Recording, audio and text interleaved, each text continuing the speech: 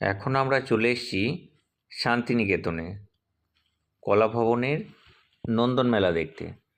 নন্দন মেলা শান্তিনিকেতনের এক অন্যতম ঐতিহ্যবাহী মেলা। আমাদের ভারতবর্ষের অন্যতম বিখ্যাত আর্টিস্ট নন্দলাল বোস 1973 সালে প্রথম এই নন্দন মেলা সূচনা করেন। এই মেলার উদ্দেশ্য হলো কলা ভবনের যে সমস্ত স্টুডেন্ট, টিচার আছেন এবং বিভিন্ন শিল্পীদের শিল্পকর্ম সাধারণ মানুষের সামনে উপস্থাপন করা। এগুলো হচ্ছে সিরামিক্সের কাজ। আমিও একজন সিরামিক আর্টিস্ট। আমারও বিশ্বভারতীর শিল্প বিভাগ থেকে মাস্টার ডিগ্রি করা আছে সিরামিক্সের ওপরে। তাই সিরামিক্স ডিপার্টমেন্টটা খুব ভালো করে একটু দেখে নিচ্ছি।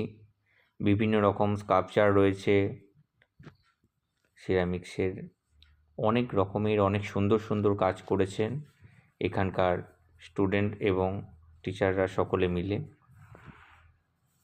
তাছাড়াও আমাদের অন্যতম এবং ফেমাস স্কাল্পচার আর্টিস্ট রামকিঙ্কর বেজের বিভিন্ন স্কাল্পচারও দেখতে পাবো, যেগুলো শান্তিনিকেতনের যুগ যুগ থেকে রয়ে গেছে এবং থেকেও যাবে।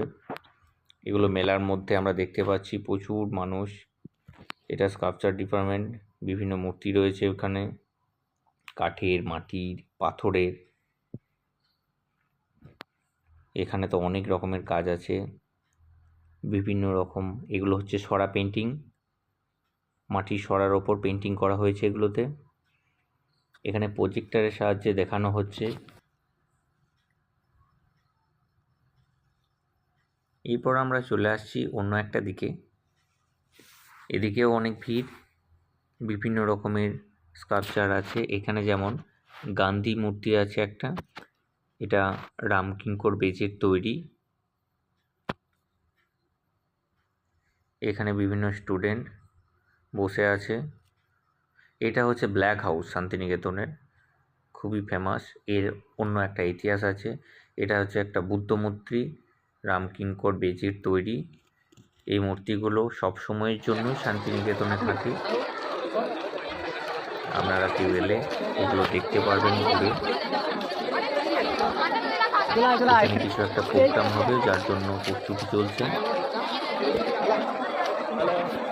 অন্য দিকটাতে যাবো, ওখানে প্রোগ্রাম চলছে।